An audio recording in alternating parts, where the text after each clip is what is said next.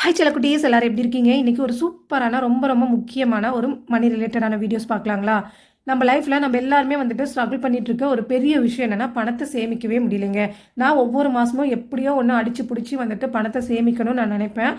ஆனால் என்னால் நான் நினச்ச மாதிரி பணத்தை சேமிக்கவே முடியல அப்படின்னு சொல்லிட்டு நிறைய பேர் நம்ம ஃபீல் பண்ணிட்டு இருக்கோம் இல்லைங்களா? இதுக்கு அர்த்தம் என்னென்னா உங்களால் பணத்தை சேமிக்க முடியல அப்படின்னு சொல்லிட்டு அர்த்தம்லாம் இல்லைங்க.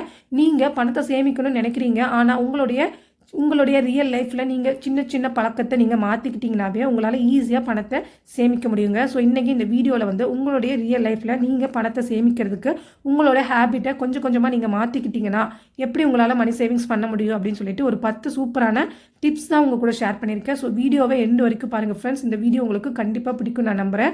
நம்ம வீடியோஸ் எல்லாம் உங்களுக்கு பிடிச்சிருந்தா இந்த வீடியோக்கு லைக் பண்ணிவிட்டு நம்ம சேனலையும் மறக்காமல் சப்ஸ்கிரைப் பண்ணி வச்சுக்கோங்க ஃப்ரெண்ட்ஸ். இப்போ வாங்க நம்ம டைரெக்டாக ஃபஸ்ட்டு டிப்ஸ் என்னன்னு சொல்லிட்டு பார்த்துடலாம். இப்போ ஃபஸ்ட்டு டிப்ஸ் என்னென்னா பட்ஜெட் அண்ட் ட்ராக்கிங் யுவர் மணிங்க. இப்போ மோஸ்ட்லி எல்லாருமே வந்துட்டு பட்ஜெட் போட ஸ்டார்ட் பண்ணிட்டோம் இல்லைங்களா? பட்ஜெட் போட்டால் மட்டுமே நம்மளுடைய பணம் வந்துட்டு நம்ம தேவையில்லாமல் எங்கெங்கே செலவு பண்ணுறோம் அப்படின்னு சொல்லிட்டு எப்போ தெரிஞ்சுக்க முடியும்னா அந்த மாதம் எண்டில் அந்த நோட் எடுத்து நம்ம பார்க்கும்போது தான் நம்மளால் தெரிஞ்சுக்க முடியும். ஆனால் நிறைய பேர் பட்ஜெட் போடாமல் இருக்கீங்க. ஸோ அவங்களுக்காக தான் இந்த ஃபஸ்ட்டு டிப்ஸாக நான் வந்துட்டு இது எழுதியிருக்கேன். நீங்கள் ஒவ்வொரு மாதமும் வந்துட்டு பட்ஜெட் போட்டிங்கன்னு வச்சுக்கோங்களேன். ஃபஸ்ட்டு மாதம் கொஞ்சம் உங்களுக்கு வந்து ஒரு டயர்டாக தான் இருக்கும், ஒரு ஃபீல் வந்து உங்களால் பண்ணவே முடியாது. ஆனால் ஒவ்வொரு மாதமும் நீங்கள் வந்துட்டு பட்ஜெட் போட தான் உங்களால் அந்த மாதம் எண்டில் அந்த நோட்டை எடுத்து நீங்கள் பார்க்கும்போது தேவையில்லாமல் நம்ம எவ்வளோ செலவு பண்ணியிருக்கோம் அப்படின்னு சொல்லிட்டு உங்களால் கண்டிப்பாக வந்துட்டு உங்களுடைய பணத்தை ட்ராக் பண்ண முடியுங்க. செகண்ட் ஹேபிட்டை நீங்கள் என்ன மாற்றிக்கணும் அப்படின்னு உங்ககிட்ட நான் ஷேர் பண்ணிக்கிறேன்.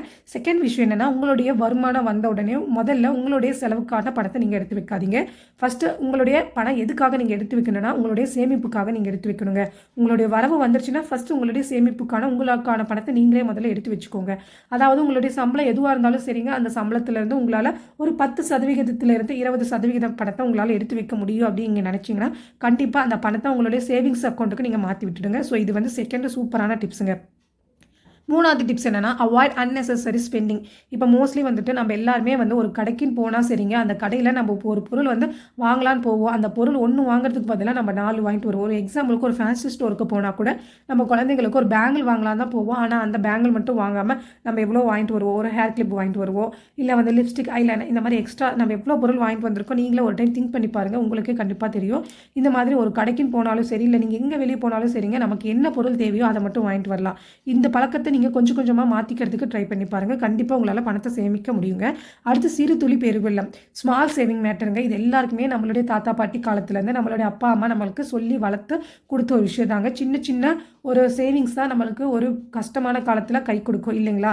ஸோ நீங்கள் வந்து ஒரு எக்ஸாம்பிளுக்கே உங்களுக்கு சொல்கிறீங்க, நீங்கள் டெய்லி வந்துட்டு டீ காஃபி குடிக்கக்கூடியவங்களா இருந்தால் நீங்கள் டெய்லி வந்து கடையில் போய் ஒரு நாளைக்கு டீ செலவுக்குன்னு ஒரு 20 ரூபான்னு சொல்லி வச்சுக்கோங்க. அந்த 20 ரூபா வந்து ஒரு நாள் செலவு தான். ஆனால் ஒரு மாதத்துக்குன்னு பாருங்கள் உங்களுக்கு 600 ரூபா அந்த டீ செலவுக்கு மட்டும் ஆகுதுங்களா? ஸோ அந்த 600 ரூபா பணத்தை நீங்கள் ஒரு வருஷத்துக்கு கணக்கு போட்டு பாருங்கள், 7500 ரூபாங்க.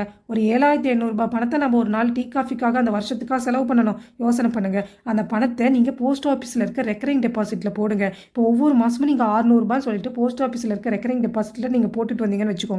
ஸோ இந்த ரெக்கரிங் டெபாசிட் பற்றி உங்களுக்கு ஃபுல் டீட்டெயில்ஸ் வேணும்னா மேலே ஐகார்ட்லையும் கீழே டிஸ்கிரிப்ஷன் பாக்ஸ்லையும் ஃபுல் வீடியோ லிங்க் கொடுத்துருக்கேன், மறக்காமல் செக் பண்ணி பாருங்கள். இப்போ நீங்கள் அந்த 600 ரூபாய் பணத்தை ஒவ்வொரு மாதமும் வந்துட்டு ரெக்கரிங் டெபாசிட்டில் போட்டுட்டு வந்தீங்கன்னா 5 வருஷத்துக்கு நீங்கள் 36,000 ரூபாய் நீங்கள் வந்துட்டு ரெக்கரிங் டெபாசிட்டில் டெபாசிட் பண்ணியிருப்பீங்க. ஸோ 5 வருஷத்துக்கு உங்களுக்கு இன்ட்ரெஸ்ட் மட்டுமே எவ்வளோ வரும் தெரியுங்களா? 5300 ரூபாய் உங்களுக்கு அந்த பணத்துக்கான வட்டி மட்டுமே வருங்க. நீங்கள் 5 வருஷம் கழிச்சு உங்களுக்கு மெச்சூரிட்டி பணம் மட்டும் பாருங்கள் 41,300 ரூபாய் கிடைக்கும். நினச்சி பாருங்கள், நீங்கள் இப்போ குடிக்கிற ஒரு 20 ரூபாய் செலவு தான் 5 வருஷத்தில் உங்களுக்கு ஒரு 41,300 ரூபாய் பணம் வந்துட்டு நீங்கள் எந்த இடத்துலையும் கடன் வாங்காமல் உங்கள் கையில் வருது இல்லைங்களா? ஸோ இந்த மாதிரி சிறு துளி தான் பெருவெல்லம். ஸோ இந்த டிப்ஸ்ன்னு சொல்கிறத விட இந்த ஹேபிட்டை நீங்கள் கொஞ்சம் கொஞ்சமாக உங்களுக்கும் சரிங்க உங்கள் குழந்தைங்களுக்கும் சொல்லி கொடுத்து வளருங்க. அடுத்த முக்கியமான விஷயம் என்னென்னா டெபிட் மேனேஜ்மெண்ட் தாங்க. ஸோ இந்த விஷயம் வந்துட்டு நம்மளுடைய ரியல் லைஃப்பில் நம்ம எல்லாருமே ஃபேஸ் பண்ணிட்டு இருக்க ஒரு பெரிய விஷயம் தாங்க. ஏன்னா கடன் வாங்குறது வந்து நான் தப்புன்னு சொல்லலைங்க. நம்மளுடைய எமர்ஜென்சி டைமில் நம்ம கடன் வாங்குறது எந்த ஒரு தப்பான விஷயமும் இல்லை. ஆனால் அந்த கடனை நீங்கள் வந்துட்டு கரெக்டான டைமில் வந்துட்டு அடைக்கிறதுக்கு ட்ரை பண்ணணுங்க. நீங்கள் ஒரு சேவிங்ஸ்ன்னு ஸ்டார்ட் பண்ணிட்டீங்கன்னாவே சேவிங்ஸுக்கு நீங்கள் முதப்படி வந்து இந்த கடனை நீங்கள் அடைச்சா மட்டும் தான் உங்களால் சேவிங்ஸே பண்ண முடியும். ஸோ நீங்கள் எப்படி கடன்லேருந்து வெளியே வரது அப்படின்னு தெரியாமல் ரொம்ப கன்ஃபியூஸ்டாக இருக்கீங்களா? எப்படி கடன் அடைக்கிறதுன்னு தெரியாமல் இருக்கீங்களா? ஸோ நான் மேலே ஐகார்டு கீழே டிஸ்கிரிப்ஷன் பாக்ஸில் வீடியோ லிங்க் கொடுத்துருக்கேன். கண்டிப்பாக அந்த வீடியோவை செக் பண்ணி பாருங்கள். உங்களுடைய கடன்லேருந்து நீங்கள் எப்படி வந்துட்டு வெளியே வரதுன்னு சொல்லிட்டு உங்களுக்கு ஒரு ஐடியா கிடைக்கும். அடுத்த விஷயம் என்னென்னா உங்களுடைய ஹேபிட்டை எதை மாற்றிக்கணும் அப்படின்னா உங்களுடைய தேவைகள் என்ன, உங்களுடைய ஆசைகள் என்ன அப்படின்னு சொல்லிட்டு நீங்கள் பிரித்து பார்க்குறதுக்கு ஃபஸ்ட்டு கற்றுக்கணுங்க. நம்மளுடைய தேவைகள் சொல்கிறது நம்மளுடைய வீட்டு செலவுகளுக்கான நம்ம செய்யக்கூடிய எல்லா விஷயமே நம்மளுடைய தேவைகள் தாங்க. இப்போ ஒரு மளிகை பொருள் வாங்குறது, இல்லை நம்ம கேஸ் புக் பண்ணுறது, இதெல்லாம் நம்மளுடைய தேவைகள். இது இருந்தால் தான் நம்மளால் வாழ முடியும் இல்லைங்களா? ஆனால் நம்மளுடைய ஆசைகள் சொல்லக்கூடிய வான்ஸ், இப்போ நம்ம ஒரு கடைக்கு போகிறோம், நம்ம ஒரு விசேஷமே இல்லை, ஆனால் நம்மளுக்கு ஒரு ஆசையாக இருக்குது, நம்ம ஒரு ட்ரெஸ் எடுக்கலாம் அப்படின்னு நினைக்கிறோம். ஆனால் நம்ம பீரோவை திறந்து பார்த்தா நம்மக்கிட்ட அவ்வளோ ட்ரெஸ் இருக்கும். ஆனாலும் ஒரு புது ட்ரெஸ் எடுக்கணும் அப்படின்னு நமக்கு ஒரு டைமில் தோணும் இல்லைங்களா? அது நம்மளுடைய ஆசைகள். ஸோ நான் என்ன சொல்ல வரேன்னா, உங்களுடைய ஆசைகளை நீங்கள் கொஞ்ச நாளைக்கு கொஞ்சம் ஒரு பூட்டு போட்டு வைங்க. ஆசைகளை நீங்கள் பூட்டு போட்டால் தான் உங்களுடைய சேவிங்ஸுக்கு நீங்கள் கண்டிப்பாக பணத்தை எடுத்து வைக்க முடியும். ஸோ நீங்கள் இந்த விஷயத்தை நீங்கள் கண்டிப்பாக ஃபாலோ பண்ணுங்கள். அடுத்த விஷயம் என்னென்னா, ரெடியூஸ் ஆன்லைன் ஷாப்பிங். இப்போ எதுக்கு எடுத்தாலும் நம்ம ஈஸியாக ஆன்லைன் ஷாப்பிங் பண்ணிடுறோம் இல்லைங்களா? நம்ம ஆன்லைன் ஷாப்பிங் பண்ணுறது நமக்கு ஈஸியாக ஆகிடுச்சு. ஏன்னா ஈஸியாக நம்மளால் பண்ண முடியுது. நம்ம ஒரு ஃபுட்டு ஆர்டர் பண்ணுறதா இருந்தாலும் சரி, இல்லை ஒரு துணி ஆர்டர் பண்ணுறதா இருந்தாலும் சரி, நம்ம வீட்டுக்கு தேவையான பொருள் எதுவாக இருந்தாலும் சரிங்க, நம்ம நினைக்கிறோம், ஃபோன் எடுக்கிறோம், நம்மளை ஏதோ ஒரு ஆப்பில் பார்க்குறோம், நமக்கு அது பிடிச்சிருந்தா நம்ம என்ன பண்ணிடுறோம், ஆர்டர் போட்டுடுறோம். ஸோ அந்த பொருள் நமக்கு உண்மையாக தேவைதானா, இல்லை நமக்கு நம்ம ஆசைக்காக அதை வாங்குறோமா அப்படின்னு சொல்லிட்டு நம்ம கண்டிப்பாக தெரிஞ்சுக்கணுங்க. நம்ம ஆன்லைனில் ஷாப்பிங் பண்ணுறத முடிஞ்ச வரைக்கும் குறைக்கிறதுக்கு ட்ரை பண்ணுங்கள். பணத்தை நம்ம கையிலேருந்து நம்ம கொடுத்து ஒரு பொருளை வாங்கினா தான் அந்த பொருளோட மதிப்பு இருக்கும். அந்த பணம் நமக்கு எப்பயுமே ஞாபகத்திலே இருக்குங்க. நம்ம இவ்வளோ காசு கொடுத்து இந்த பொருளை வாங்கியிருக்கோம், இதை பத்திரமா வச்சுக்கணும் அப்படின்னு சொல்லிட்டு நம்ம எண்ணமே நமக்கு உருவாகும். அதனால் முடிஞ்ச வரைக்கும் நீங்கள் ஆன்லைன் ஷாப்பிங் பண்ணுறத குறைச்சிக்கோங்க. அடுத்து ஃபினான்ஷியல் நாலேஜுங்க. இது ஒன்றும் இல்லைங்க, நம்ம எவ்வளோதான் பணத்தை சேமித்து வச்சாலுங்க, அந்த பணத்தை வளர வைக்கிறதுக்கு நம்ம செய்ய வேண்டிய ஒரு பெரிய விஷயம் என்னென்னா முதலீடு தாங்க. நம்ம எதுலேயோ நம்ம பணத்தை முதலீடு பண்ணால் மட்டும்தான் நமக்கு அந்த பணம் நம்மளுடைய தேவைகளுக்கு கண்டிப்பாக உதவும் இல்லைங்களா? அதனால் நீங்கள் பணத்தை சேமிக்கிறது மட்டும் முக்கியம் இல்லைங்க, அந்த பணத்தை வளர வைக்கிறதுக்கு நம்ம சேனலில் நிறைய வீடியோஸ் நான் அப்லோட் பண்ணியிருக்கேன். நீங்கள் போஸ்ட் ஆஃபீஸில் சேவிங்ஸ் பண்ணுறதா இருந்தாலும் சரிங்க, இல்லை பேங்க்கில் சேவிங்ஸ் பண்ணுறதா இருந்தாலும் சரி, இல்லை கோல்டு ரிலேட்டடான ETF இந்த மாதிரி எதில் நீங்கள் சேவிங்ஸ் பண்ணாலும் ஆசைப்பட்டாலும் நான் வீடியோ லிங்க் எல்லாம் கீழே டிஸ்கிரிப்ஷன் பாக்ஸ்லேயும் மேலே ஐகார்ட்லேயும் கொடுக்குறேன். மறக்காமல் செக் பண்ணி பாருங்கள். உங்களுடைய ஃப்யூச்சருக்கான பணத்தை எப்படி வளர வைக்கிறது அப்படின்னு சொல்லிட்டு நிறைய ஐடியாஸ் கூட கிடைக்குங்க. அடுத்த முக்கியமான 10வது விஷயம் என்னென்னா, ஒரு விஷயம் நீங்கள் எடுக்கிறீங்க, ஒரு விஷயம் எந்த ஒரு பெரிய விஷயமா இருந்தாலும் சரிங்க, இல்லை ஒரு சின்ன பொருள் ஒரு கடையில் போய் நீங்கள் வாங்கணும் அப்படின்னு நினச்சிங்கன்னா கூட எந்த ஒரு டிசிஷனாக இருந்தாலும் அதை நீங்கள் வெயிட் பண்ணணுங்க. இப்போ பெரியவங்க சொல்லுவாங்க, நீ கோவத்தில் எடுக்கிற முடிவு எதாக இருந்தாலும் அது தப்பாக தான் போகும் அப்படின்னு சொல்லுவாங்க இல்லைங்களா? அதே மாதிரி தான் நீங்கள் ஒரு ஆசையில் எடுக்கக்கூடிய ஒரு விஷயம் கூட, ஒரு பொருள் வாங்கணும் அப்படின்னு நீங்கள் ஒரு ஆசையில் எடுக்கக்கூடிய அந்த விஷயம் கூட உங்களுக்கு தப்பாக தாங்க போகும்.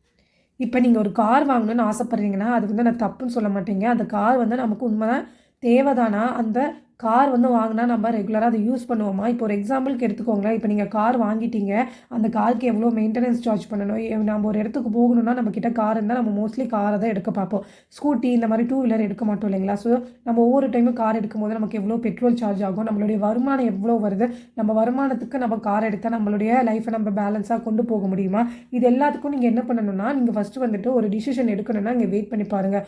1 நாளோ 10 நாளோ 1 மாதமோ உங்களுடைய ஆசைக்கு தகுந்த மாதிரி உங்களுடைய அந்த வெயிட்டிங் டைமை நீங்கள் வச்சுக்கணுங்க. நீங்கள் அந்த டைமில் நீங்கள் யோசனை பண்ண உங்களுக்கு இந்த பொருள் வாங்கினா இவ்வளோ செலவாகுமே, இதுக்கு நம்ம நம்ம ஸ்கூட்டி, நம்ம 2 வீலர் இல்லை பஸ்ஸு இந்த மாதிரி விஷயத்தையும் நம்ம ப்ரிஃபர் பண்ணிக்கலாமே. ஸோ அப்படி நீங்கள் நினைக்கிறதுக்கு நிறைய சான்ஸ் உங்களுக்கு ஏற்படும். அதனால தான் சொல்கிறேன், எந்த ஒரு பொருள் நீங்கள் வாங்கினாலும் சரிங்க, அதுக்கு நீங்கள் கண்டிப்பாக வெயிட் பண்ணி நீங்கள் யோசனை பண்ணிவிட்டு நீங்கள் வாங்குறதுக்கு உங்களுடைய பழக்கத்தை நீங்கள் மாற்றிக்கோங்க. ஓகே ஃப்ரெண்ட்ஸ், இன்றைக்கி இந்த வீடியோவில் சொன்னேன் இந்த 10 டிப்ஸ் உங்களுக்கு யூஸ்ஃபுல்லாக இருக்கும் தான் நான் நம்புகிறேன். கண்டிப்பாக இந்த வீடியோஸ் உங்களுக்கு பிடிச்சிருந்தா நம்ம வீடியோக்கு லைக் பண்ணிவிட்டு நம்ம சேனலையும் மறக்காமல் சப்ஸ்கிரைப் பண்ணி வச்சுக்கோங்க ஃப்ரெண்ட்ஸ். தேங்க்ஸ் ஃபார் வாட்சிங்.